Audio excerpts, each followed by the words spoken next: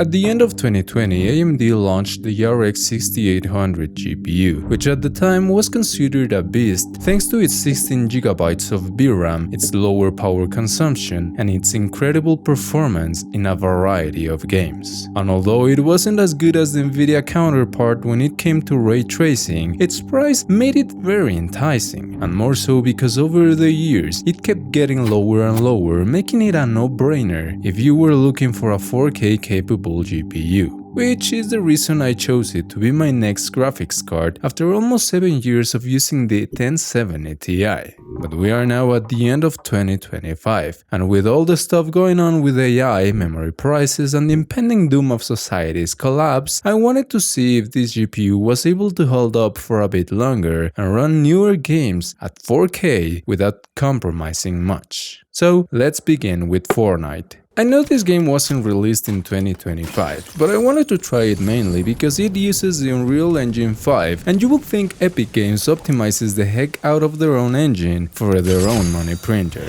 As you can see, in 4K with everything set to the max and without using any kind of upscale or frame generation, the game runs not that well.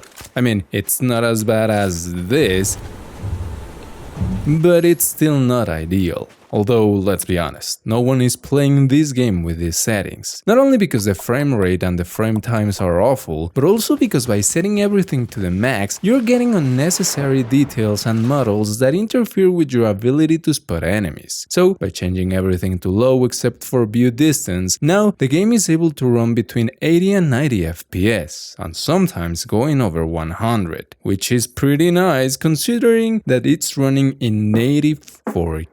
Some people might say that these are not good numbers either, but hey, I won with them, so I think they are more than enough. And if you want more FPS, you can use an upscaler like FSR or TSR. Next is Keeper, which is an Unreal Engine 5 game that you have probably never heard of or forgot that was coming out this year. I wanted to test this game because although it looks pretty, I thought it wasn't going to be too demanding. But oh boy, I ended up testing it with the high settings instead of very high because even the menu was struggling to keep 20 frames per second. Although this wasn't that much of an improvement because it was only able to run at like 20-25 FPS during normal gameplay, and yes, it's native 4K, but come on. Thankfully, this game lets you use TSR, and by setting it to balanced, so at a 59% resolution, the game runs at around 40-45 FPS. It's still not that good, since I think 60 should be the minimum for any type of game, but by changing some settings, especially reflections and shadows, this can be improved. Although it still astounds me that this game is this power hungry. Silent Hill F is another game that just came out and that is also developed using Unreal Engine 5. And I've been wanting to play this one since it was announced some time ago. Strangely, this game only lets you change the anti-aliasing between TSR and FSR, and if I'm being honest, I still don't know if this is upscaling the image or just anti-aliasing everything in general, because in 4K, with everything set to the max except for Lumen, which is set to high, and with TSR set to quality, the game ran at around 20-25 FPS. I mean, after checking Fortnite and also Keeper, it was kind of obvious that it would run almost the same as them, but still, it's weird to see that the difference in graphic detail doesn't matter that much. However, by using FSR instead of TSR at the same quality preset and the same settings, the game was able to run at an average of 40 FPS, which is almost double. Nonetheless, the game wasn't able to hit the desired 60 FPS, so I will probably lower the lumen settings a bit more and maybe the anti-aliasing one, although, as I've said, I don't know what the heck it's doing. Is it just getting rid of the saw pattern? Is it upscaling something? Why was the performance that different between TSR and FSR?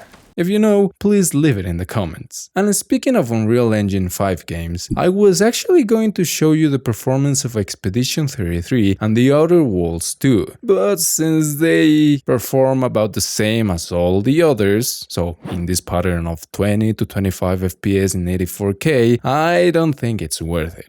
So let's change it up a bit and take a look at Doom: The Dark Ages, which is using the ID Tech engine and is one of the first games to absolutely require a ray tracing capable GPU to run. Thankfully, the RX 6800 has some ray tracing capabilities, and this made me realize that the main problem with this GPU is that it's not powerful enough for this, because at 84K with everything set to the max except for path tracing, this game runs almost the same as all the others, so at around 20 FPS, and in this case FSR wasn't able to help that much like with Silent Hill F. And Call of Duty Black Ops 7 double confirmed me this, because by playing the first mission of the campaign with a resolution of 84K and with everything set to the max including ray tracing, even the menu was struggling, which is not ideal at all. But after disabling the ray tracing, the game was actually able to stay between 30 and 50 FPS. This is not perfect by any means, but is more playable than with ray tracing, that's for sure. And you might be wondering why I didn't use the built-in benchmarking tool, since that could have given us an idea of how much performance was ray tracing taking away. However, it turns out that the benchmarking tool is only available if you download the multiplayer component and not the story one. And there's no freaking way I'm going to download another 100 gigabytes for something that I will never touch. Next is Ninja Gaiden 4. A 2025 game that surprisingly doesn't have any kind of ray tracing going on. And it shows. Not because it looks bad or anything, but because even in 84K, with everything set on the highest setting, this game oscillates between 30 and 50 FPS, and by enabling FSR in balanced mode, you can easily go above this. And just for the jiggles, I wanted to test Hollow Knight Silksong. I know this game isn't that demanding, but I wanted to test it out to see how many FPS it could get. And well, it can get a lot.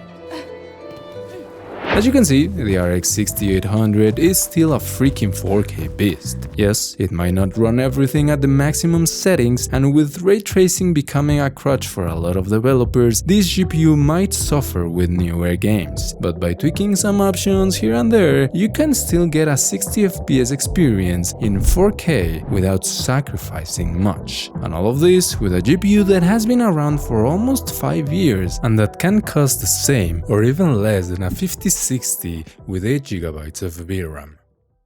Anyways, thanks for watching, and as always, see you in the next one. Bye bye.